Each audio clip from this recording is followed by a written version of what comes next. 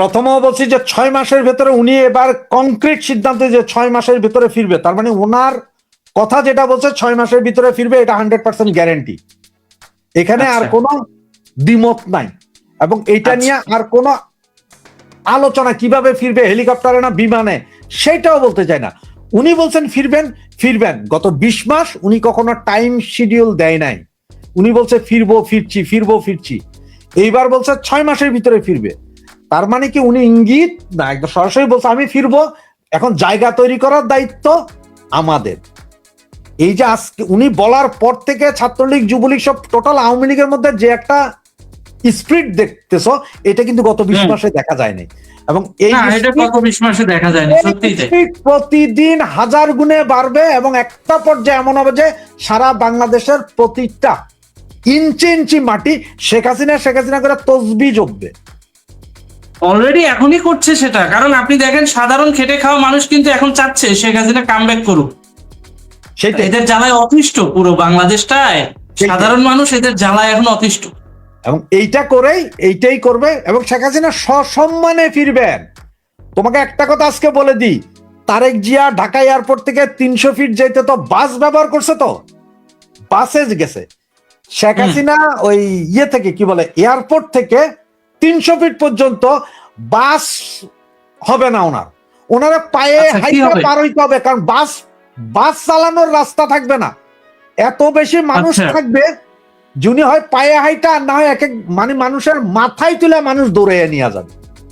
তাই তার মানে আপনি বুঝাতে চাচ্ছেন যে নরমালি তারেক রহমান যে বাস ব্যবহার করছে, বিআরটিসি বাস, আর পিছে পিছে নেতারা দৌড়াইছে, এখানে জননেত্রীকে ঠিক ওই যে এর আগে তিনি যে স্বদেশ প্রত্যাবর্তন করেছিলেন তাকে ঠিক যেভাবে রিসিপশন দেওয়া হয়েছে ঠিক সেভাবে রিসিপশন দেওয়া হবে, তাই তো? ওইটার দ্বিগুণ হবে, ওইটার দ্বিগুণ হবে। মানে এটা এমন এক পরিস্থিতি, মানে এটা কল্পনা করতে হবে কি পরিমাণ মানুষ হবে ওই দিন। ঢাকা শহরের কোন রাস্তায় কোনো যানবাহনও চলবে না, কোনো যানবাহন চলবে না, মানে এটা যেখানে সেখানেই দাঁড়াই যাবে। বুঝতে পেরেছি। আপনার ওই দিন কি এমন কিছু হওয়ার সম্ভাবনা আছে, যেমন ধরেন এয়ারপোর্ট দখল, যারা যারা পালাতে চায়, এই যে লাল বদরেরা, সেটার সুযোগ কি থাকবে? তারা কিছু কিছু আগে পালাইয়া যাবে, আর কিছু কিছু গর্তে ঢুকে যাবে। আচ্ছা, কিছু কিছু আগেই পালাবে, অলরেডি শুরু পালানো। অলরেডি 6 মাসের কাউন্টডাউন দেওয়ার পরে শুরু হয়ে গেছে। কাউন্টডাউন দেওয়ার পরে শুরু।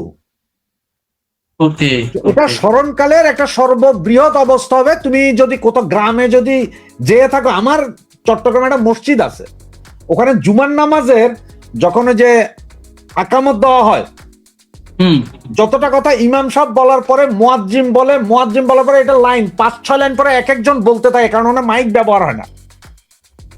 যে 45 দিনের মধ্যে বেড়া দেবে সীমান্তে, এটা নিয়ে এত বিতর্ক বাংলাদেশে হবে কেন?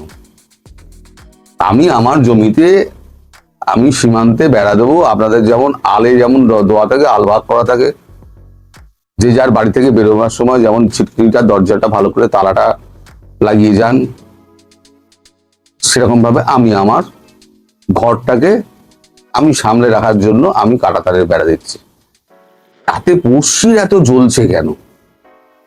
এটা কিন্তু আমি কালকে ধরতে পারিনি যে আপনাদের মধ্যে এত রিয়াকশন হবে। কিসের জন্য ভাই?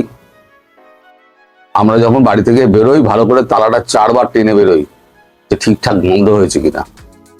তা আপনার বাড়িটা সুরক্ষিত থাকবে আর আমার দেশটা অসুরক্ষিত থাকবে, তো সেটা আপনাদের জন্য, কারণ আপনারা এখান থেকে চোরাচালান করবেন, আমাদের দেশে অবাধে যাতায়াত করবেন, কুকর্মগুলো করবেন।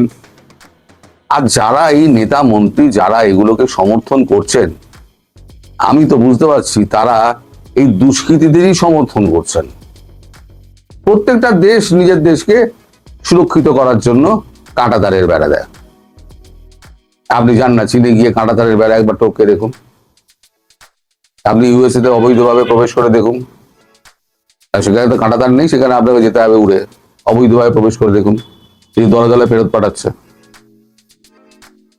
সব দেশই কাছাকাছি যারা আছে কাঁটাতারের বেড়া দেওয়া আছে।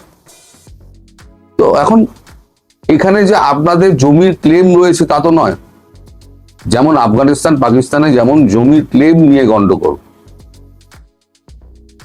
তাদের যে কাঁটাতারের বেড়া, সেই বেড়া তারা মানে না, ডিউরাল লাইন। পশ্চিমরা বলে পাকিস্তানের ভেতরে আমাদের জমি রয়েছে, পাকিস্তান বলে না এই জমি আমাদের। এই বিতর্ক থাকলে নয় আমি বুঝতাম, কিন্তু সেখানেও বিতর্ক নেই। বিতর্কটা তাহলে কোথায়? বিতর্ক হচ্ছে ভারত কেন কাঁটাতারের বেড়া দিচ্ছে না। আরে ভারত দিচ্ছে তো ভারতের ব্যাপার, আপনাদের জ্বলছে কেন এত? এই যে এত জ্বলছে কেন আপনাদের, আমি তো সেটাই বুঝতে পারছি না। এখন এই অবৈধ যে অনুপ্রবেশ রোধ করতে কাঁটাতারের বেড়াগুলো দেওয়া হচ্ছে, আর ওখানে সম্প্রতি দুজন গুলি খেয়ে মারা গেছেন, সে প্রসঙ্গে আমাদের এখানে একটা খবর বেরিয়েছে, এবং কালকে একে শুভেন্দুকে জিজ্ঞেস করা হয়েছিল যে এই প্রসঙ্গে আপনার বক্তব্য কি। সে আমি আসছি। আগে আমাদের কাগজে যেটা বেরিয়েছে, আমাদের ভিডিও আছে, ভিডিও আমি খুব একটা লাগাই না। কাঁটাতারের বেড়ার জমি 45 দিনের মধ্যে বিএসএফ কে নিতে হবে সিদ্ধান্ত। এটা তো আপনারা সবাই জানেন। তবে আমি এখানে একটা পড়ছি, বাংলাদেশের প্রধানমন্ত্রী পররাষ্ট্র বিষয়ক উপদেষ্টা হুমায়ুন কবির বলেছেন, কাঁটাতার দিয়ে বাংলাদেশকে এখন আর ভয় দেখানোর জায়গা নেই। আরে ভাই, ভয় কিসের দেখাবে? আমি আমার দেশে কাঁটাতারের বেড়া যাচ্ছি, আপনি ভয় পাবেন কেন? যদি মানুষের সঙ্গে সম্পর্ক করতে চান, তাহলে বাংলাদেশের মানুষ কাঁটাতারের বেড়া ভয় পায় না। কিসের সম্পর্ক, কিসের কি, কিছুই বুঝলাম না। আমার দেশে আমি কাঁটাতারের বেড়া দেবো, তার সঙ্গে মানুষের সম্পর্ক কোথায়? আপনি ভিসা নিয়ে আসুন না, তাহলে কোনো সম্পর্কে অবনতি হচ্ছে আর উন্নতি হচ্ছে, কিছুই তো আমি বুঝতে পারছি না। আপনাদের বক্তব্যই তো পরিষ্কার নয়। সরকারও কাঁটাতারকে ভয় পায় না, ভালো কথা। যেখানে আমাদের কথা বলার দরকার আমরা কথা বলবো। এ প্রসঙ্গে আর একটা কথা বলি, আপনাদের স্বরাষ্ট্রমন্ত্রী সালাউদ্দিন সাহেব তিনি বলেছেন কোনো অঙ্গরাজ্যের কথা আমরা শুনি না। তিনি স্বরাষ্ট্রমন্ত্রী, তিনি জানেন না কোনটা রাজ্য আর কোনটা অঙ্গরাজ্য। তার জ্ঞানের জন্য আমি বলে দিই, পশ্চিমবঙ্গের এতগুলো আছে সবকটা হচ্ছে রাজ্য, আর সিকিম হচ্ছে অঙ্গরাজ্য। কারণ সিকিম ভারতবর্ষের কাছে সুরক্ষা চেয়েছিল। সিকিমের বিদেশ নীতি এবং সিকিমের সুরক্ষার দায়িত্ব আমাদের, আর বাকি যেটা আছে সেটা হচ্ছে সিকিমের নিজস্ব। তাদের নিজস্ব গণতান্ত্রিক পদ্ধতিতে নির্বাচন হয়, তাদের মুখ্যমন্ত্রী নির্বাচিত হয়। শুধু বৈদেশিক নীতি, কিছুটা অর্থনীতি এবং সুরক্ষার দায়িত্ব হচ্ছে ভারতবর্ষের। তারা ভারতবর্ষের অঙ্গরাজ্য। এটা ভালো করে মাথায় ঢুকিয়ে নিয়ে সালাউদ্দিন সাহেব, আপনার জ্ঞান অত্যন্ত কম। যাই হোক, আমি সালাউদ্দিনকে জ্ঞান দেওয়ার জন্য বসে নিই এখানে। এখানে কোথায় কোথায় কাঁটাতারের বেড়া বাকি রয়েছে সেটা একটুখানি বলি। উত্তরবঙ্গের কোচবিহারে উন্মুক্ত সীমান্ত প্রায় 100 কিলোমিটার, জলপাইগুড়িতে 19 কিলোমিটার, দক্ষিণ দিনাজপুরে 14 কিলোমিটার, মালদায় 32 কিলোমিটার, শিলিগুড়িতে 2 কিলোমিটার, উত্তর 24 পরগনা 150 কিলোমিটার স্থল সীমান্ত রয়েছে। প্রশাসন সূত্রের খবর, এর মধ্যে এখনো প্রায় 51 কিলোমিটার বেড়া দেওয়া হয়নি। 2019 সালে সীমান্তে কাঁটাতারের বেড়া দেওয়ার জন্য প্রায় 300 একর জমি অধিগ্রহণ বা সরাসরি চাষিদের কাছ থেকে কেনার প্রক্রিয়া শুরু হয়েছিল। কেন্দ্রীয় সরকার সে সময় 88 কোটি টাকা বরাদ্দও করেছিল, কিন্তু জমি জটের কারণে কাজ পুরোপুরি এগোয়নি। এদিন জেলা প্রশাসনের এক কর্তা বলেন, বাকি জমি দ্রুত কেনার প্রক্রিয়া চলছে। নদিয়ার 6টি ব্লকে সীমান্তের প্রায় 261 কিলোমিটার, এর মধ্যে ফাঁকা পায় 20.611 কিলোমিটার, যেখানে কাঁটাতার বসাতে হবে প্রায় 130.4 একর জমির প্রয়োজন। সেই জন্য 2019 সাল থেকে কেন্দ্রীয় সরকার কয়েক কিস্তিতে 88 কোটি 27 লক্ষ টাকা পাঠায়, কিন্তু নানান জটিলতায় প্রায় 52.5 কোটি টাকা খরচ হয়েছে, করেও 82.5 একর জমি কেনা হয়নি। কারণ টাকা তো নিয়ে নিয়েছেন মমতা ব্যানার্জি, জমি দেয়নি। উনি ইউনূসের মতো মাল চেনেন। যেমন 128 কোটি টাকা পেয়ে উনি আমের টিকা বেছে দিয়েছিলেন, 68 বিলিয়ন না 62 বিলিয়ন টাকা আমার মনে নেই, আমি ভিডিও করেছিলাম। দেশকে বেছে দিয়েছেন মমতা ব্যানার্জিও তাই, কেন্দ্রের থেকে টাকাটা ঝেড়ে দিয়েছেন, জমিটা আর দেননি। জমি দেননি তার কারণটা সেটা গতকালকে বলেছি। আসলে ওনার ধান্দাটা কি ছিল, ওনার প্রধানমন্ত্রী হওয়ার শখ। এখন ঘরে একলা বসে আছেন, 4টে থেকে 6টা অপেক্ষা করে থাকেন কলিং বেল কখন বাজবে, কোনো লোক যদি তার কাছে আসে তার সঙ্গে দেখা করতে। তো আপনাদের এই যে সীমান্তে কাঁটাতারের বেড়া সম্পর্কে আর গুলি চালনা সম্পর্কে শুভেন্দুকে কালকে জিজ্ঞেস করা হয়েছিল ব্রিফিং শেষে।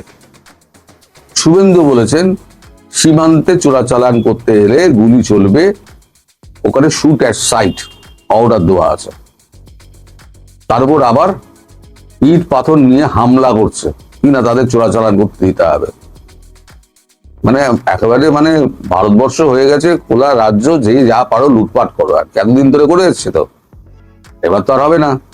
এবার পশ্চিমবঙ্গে বিজেপি এসে গেছে, আর বিজেপি কে তাড়াতাড়ি কেউ সরাতে পারবে না। ধরে নিন আগামী 30-35 বছরের জন্য বিজেপি এখানে থিতু হয়ে বসে গেছে। দ্বিতীয় কোনো পার্টি নেই সামনে যে বিজেপির সামনে মুখ হয়ে দাঁড়াবে, তাকে চ্যালেঞ্জ করার মতো কোনো পার্টি নেই। সুতরাং এই যতদিন বিজেপি আছে ততদিন আপনাদের কপালে দুর্ভাগ্য আছে। এবার শুভেন্দু কি বলেছে শুনুন। শুভেন্দু যেটা বলেছেন যে দীপু দাস হত্যা সম্পর্কে আমি ক্ষমতা গ্রহণের আগে যে সিদ্ধান্তে ছিলাম আজও আমি সেই সিদ্ধান্তেই আছি, দরকার হলে ক্যাসেটটা একবার বাজিয়ে দেবেন। আমি চেষ্টা করছি ক্যাসেটটা একবার বাজাতে, দেখুন যদি আপনাদের মনে পড়ে। শুধু ওই রেস্ট্রিকশনের ভয়ে আমি কালারটাকে ব্ল্যাক অ্যান্ড হোয়াইট করে দিয়েছি। सबक सिखाना चाहिए। जैसे इजराइल सिखाया गाजा में, उस तरीके से हमारी भारत की 100 करोड़ हिंदू, देश का हिंदू हित में चल रहा है सरकार, सबक सिखाना चाहिए। जैसे ऑपरेशन सिंदूर में पाकिस्तान को हम लोग सबक। এটা হচ্ছে নির্বাচনে জেতার আগে দীপু চন্দ্র দাস যখন তাকে পুড়িয়ে মারা হয় সেই সময় তার রিয়াকশন ছিল এইটা। উনি বলেছেন এখনো আমার সেই একই রিয়াকশন, আমি নতুন করে কিছু বলবো না, আমার অনেক কাজ রয়েছে, আপনারা দরকার হলে সেইটাই আবার চালিয়ে দেবেন। তা সবাই সেইটাই চালাচ্ছে। আমিও খুঁজে খুঁজে একজনের কাছ থেকে এটা নিলাম, নিয়ে আমি আপনাদেরকে দেখিয়ে দিলাম। এবার ধরুন আপনাদের দেশের তো প্রচুর লোক তো বিদেশে যায়, কিন্তু দেশীয় যে অভ্যেসটা সেই অভ্যেসটা কিন্তু তারা ছাড়তে পারে না। বিদেশের লোকেরা কিন্তু ঘরে তালা চাবি মারে না, তার দরজায় টেনে দিয়ে বেরিয়ে যায়, এসে আবার দরজা খুলে ঢুকে পড়ে। কিন্তু আমরা যখন বিদেশে যাই তখন একটা ভারী তালা নিয়ে যাই, ভারী তালা নিয়ে গিয়ে আমরা ওই তালা চাবি মেন ডোরে আটকে দিই, কারণ এটা আমাদের অভ্যেস। আমাদের মাথার মধ্যে করে ওই পড়শি এসে আমার বাড়িতে চুরি করে নিয়ে যাবে। তা মানুষের যে অভ্যেস সে অভ্যেস তো পাল্টাতে পারবে না। এখন এই কাঁটাতারের বেড়া শুধু হয়েছে, এবার বাকি কি কি হবে আপনাকে আমি বলে দিচ্ছি 2-3 করে। গরু পাচার বন্ধ হচ্ছে, কাঁটাতারের বেড়া বসছে, এইবার খাদ্য পণ্য পাঠানোর ব্যাপারে শুভেন্দু একেবারে না করে দেবে। কারণ এখানে মমতা ব্যানার্জি আগে চেঁচাতেন যে ওরা খাদ্য চাইছে, খাদ্য দিতে হবে। শুভেন্দু অধিকারী তো বলবে না, তোমাদের দেশ, তোমরা খেতে পেলে কি না পেলে তোমাদের ব্যাপার, আভ্যন্তরীণ ব্যাপার। তো আমি তো তার মধ্যে ঢুকতে যাব না, আমার কি দরকার পড়ে তার মধ্যে ঢোকার। এখন শুভেন্দু যদি না চায়, আর যদি গেট খুলে না দেয় সীমান্তের গেটগুলো, এখন তো শুভেন্দু রাতে গেটগুলো যদি খুলে না দেয়, তাহলে পরে আপনাদের ওখানে খাদ্যপণ্যটা যাবেই করে। কারেন্ট এখন কি হবে আমি জানি না, গৌতম আদানির সঙ্গে কি কথাবার্তা হচ্ছে আমি জানি না, তবে আমাদের ন্যাশনাল গ্রিডের সঙ্গে লাইন জুড়ে দেওয়ার সমস্ত ব্যবস্থা হয়ে গেছে। যে কোনো দিন লাইনটি জুড়ে দেবে আর আপনারা নিষ্প্রদীপ হয়ে যাবে। আপনাদের কপালে অনেক দুঃখ আছে, আপনারা যতই নাচছেন না ভারতবাসী তত বেশ মজা পাচ্ছে। দেখ কেমন লাগে, ভারতবর্ষ তখন গর্বিত, দেখ কেমন লাগে। আসলে ওই জায়গা থেকে ঢুকে মমতার সাহায্যে 4 ঘন্টায় কলকাতা দখলের হুঙ্কার দিয়েছিলেন আপনাদের ওই হাঁটতে না পারা সেনা অফিসার, প্রাক্তন সেনা অফিসার গুলো। তারপর বড় বড় চোখ করে সার্জিস আলমের সেই বড় বড় কথা, নাহিদ ইসলামের আঙুল তুলে কথা, তারপরে ওই আবার 26 অক্ষরের যে নাম আছে সজীব ভুঁইয়া, আসিফ মাহমুদ সজীব ভুঁইয়া, মাঝে মাঝে আমি ভুলে যাই এত বড় নাম। তো যাই হোক, এখন আপনারা ওয়েট করুন, আরো কি কি দুর্ভাগ্যের খবর আপনাদের জন্য অপেক্ষা করছে। ভারতবর্ষ ছাড়া বাংলাদেশ অচল, মানতে শিখুন। এটা যত তাড়াতাড়ি মানবেন জানবেন তত তাড়াতাড়ি আপনাদের মঙ্গল। আর নইলে ওই ক্যারাম বোর্ডে স্ট্রাইকার দিয়ে যেমন গুটি ফেলে না, টাকাস করে মারবে, একদম গর্তে গিয়ে পড়ে যাবে। করছে না ভারতবর্ষ, ইচ্ছা করে করছে না, নাচাচ্ছে। পুতুল খেলার নাচ দেখেছেন? দড়ি দিয়ে আপনাদেরকে নাচাচ্ছে নরেন্দ্র মোদী।